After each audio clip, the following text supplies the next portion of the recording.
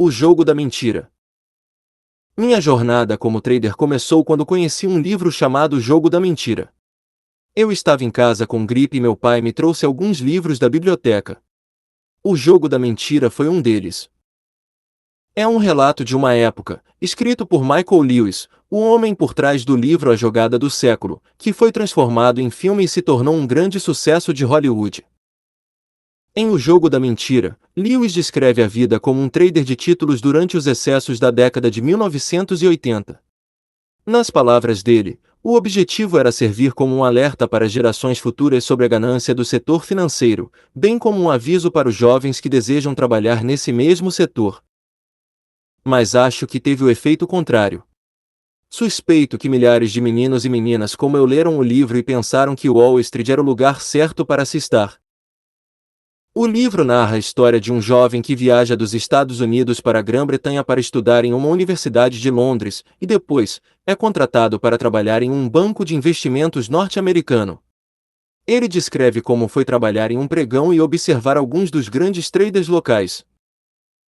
Eu fiquei viciado e sabia que o trading seria minha vocação. Desde então, li muitos outros livros sobre o assunto que talvez sejam mais específicos sobre trading do que O Jogo da Mentira, mas, como o livro inicial, foi perfeito. Minha vida mudou depois que li esse livro. Foi uma virada de chave. Deixei de ser fanático por futebol e amante do skate para ser uma pessoa focada e motivada. Eu tinha encontrado minha vocação. Comecei a me inscrever em cursos universitários em toda a Europa. Eu já era estagiário de um escritório de fundo de pensão, mas, após ler o livro, sabia que aquele não seria meu destino final. No ano seguinte, fui aceito em uma universidade na Grã-Bretanha, contudo tive um problema. Não consegui bolsa. Tive que arcar com todos os custos. Eu trabalhava o tempo todo, dia e noite.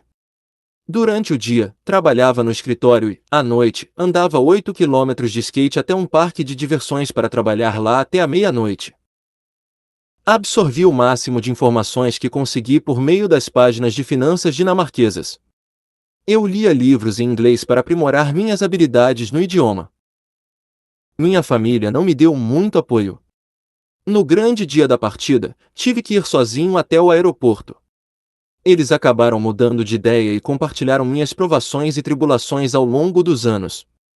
Certa vez, minha irmã me disse que roeu as unhas na primeira vez em que me viu na TV. Ela estava tão nervosa que seu coração quase parou. Minha primeira grande operação. Existe um ditado nos mercados financeiros que resume perfeitamente meu primeiro contato com o trabalho de especulação. Não confunda talento com sorte. Eu não tinha ideia do caminho que trilharia nos mercados financeiros, mas tive uma sorte incrível. Era setembro de 1992. Eu tinha acabado de ser aceito na universidade. Trabalhei duro para ganhar dinheiro suficiente para pagar as mensalidades e as despesas de moradia por 3 anos, mas não consegui todo o dinheiro. Imaginei que trabalharia durante as férias para conseguir compensar.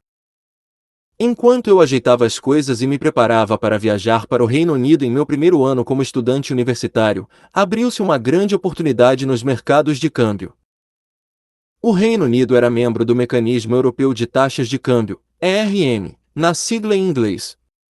Era um sistema que foi introduzido pela Comunidade Econômica Europeia para reduzir a variabilidade da taxa de câmbio e alcançar a estabilidade monetária na Europa. O Reino Unido aderiu ao ERM em 1990, mas, em 1992, o país estava passando por uma recessão.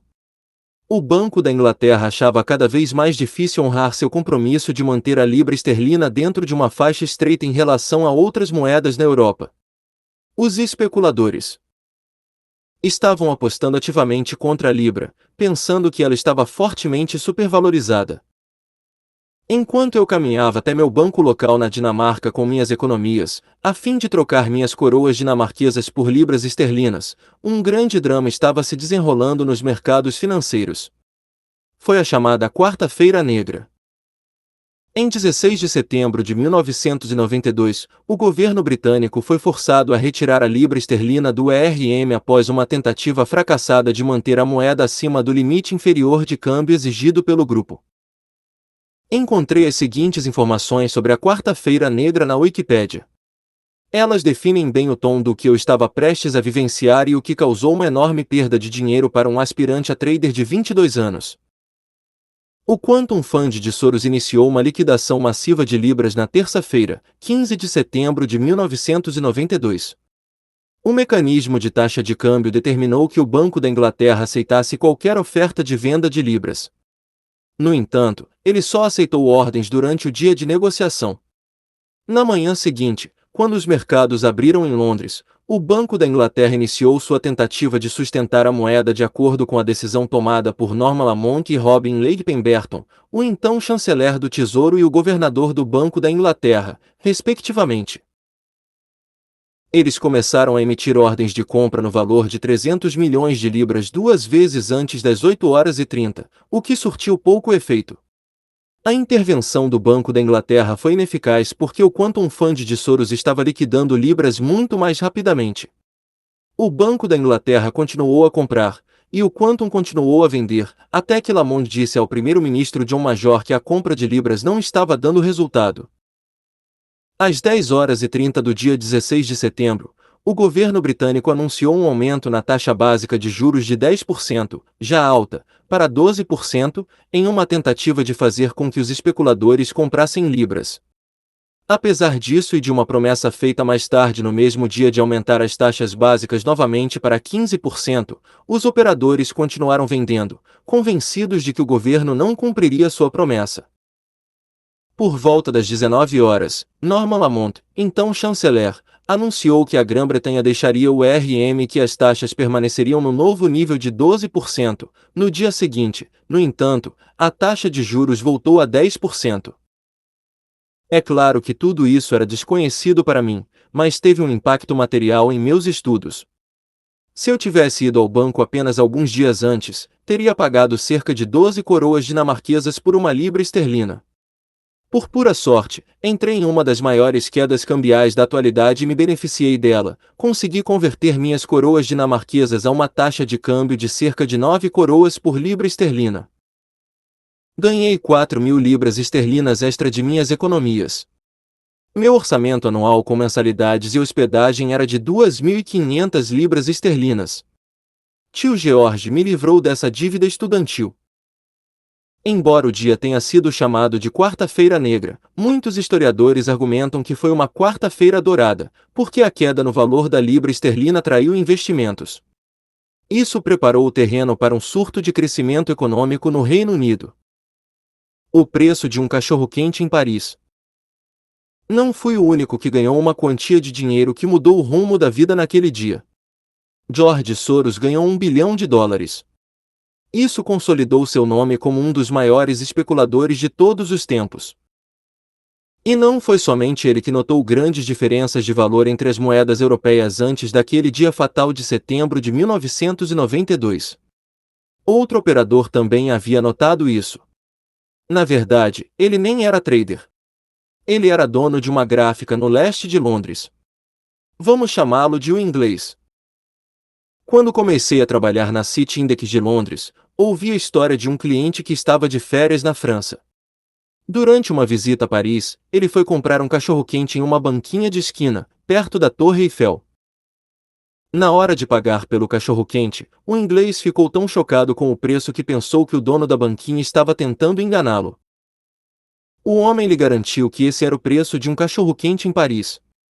Então o inglês decidiu comprar outro cachorro-quente em outro lugar, só para ter certeza de que não havia sido enganado na primeira vez. O resultado foi o mesmo. O inglês estava lançando as bases para uma das maiores apostas individuais da história do setor de trading de varejo. Ele entrou em um supermercado de Paris e começou a anotar os preços dos alimentos, das bebidas e de outros itens domésticos. De volta a Londres, o inglês comparou os preços dos itens franceses com os preços dessas mesmas mercadorias no supermercado local e concluiu que o franco francês estava extremamente supervalorizado. Ele ligou para sua corretora financeira e falou com um jovem corretor, que, mais tarde, se tornaria meu chefe. Meu chefe adorava contar essa história, de como seu cliente conseguiu transformar um depósito de 5.000 libras esterlinas em um lucro de 8 milhões de libras esterlinas, 8 milhões de libras. Ele perseguiu de maneira incansável a ideia de que o franco francês estava irremediavelmente supervalorizado e lucrou muito com isso.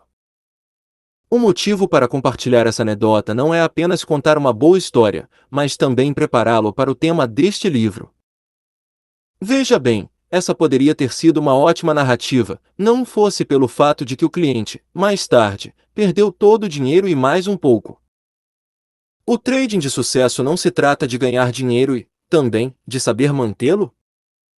O que 99% das pessoas não percebem é que, quando você vence, há coisas acontecendo na química de seu cérebro que, se não forem notadas e controladas, terão um efeito prejudicial em sua tomada de decisão. Teoria e História Econômicas. Na universidade, aprendi tudo sobre a teoria econômica. Aprendi como os mercados financeiros foram montados e como a teoria econômica atual tentou dar sentido ao mundo ao nosso redor. No entanto, não aprendi a fazer uma operação de trading na universidade. Ninguém me ensinou como o momento, a psicologia e as emoções têm grande influência nos mercados financeiros. Meu curso de graduação pouco adiantou para me preparar para o mundo real. Achei que fazer um mestrado ajudaria a mudar isso e, embora tenha sido um pouco mais relevante para o setor, continuei com a sensação de que o mercado era um grande mistério. A ideia de que é possível testar variáveis dentro de um sistema econômico, mantendo a constância de outros componentes, não me agradava muito.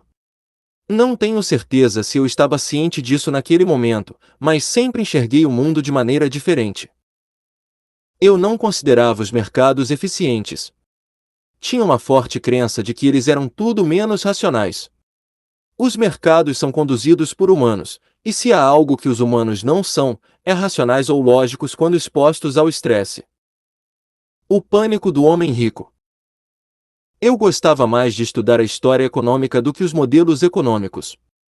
Um dos momentos mais importantes foi quando estudei sobre o pânico do homem rico de 1903 e o pânico financeiro de 1907.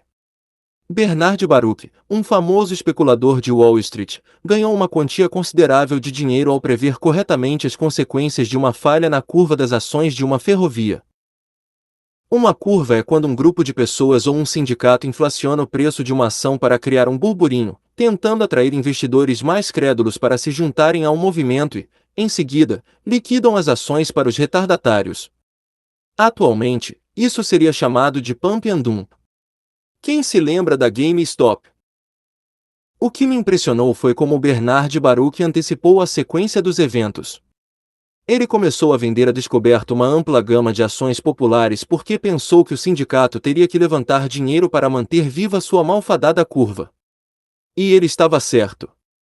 O mercado geral caiu rapidamente. O índice Dow Jones despencou 49% em poucos meses, e Baruch lucrou com isso. A partir de então, tive dificuldade em estudar os modelos econômicos. Eu acreditava que eles eram muito rígidos e traziam conceitos muito teóricos. Senti que suas suposições eram falíveis. Todos usavam o mesmo argumento de que os humanos sempre agem de maneira racional. Mas a humanidade certamente nem sempre se comporta de modo lógico. Enquanto eu escrevia esta página do livro, olhei para meu monitor e fiquei analisando as cotações. O Dow Jones havia caído 500 pontos.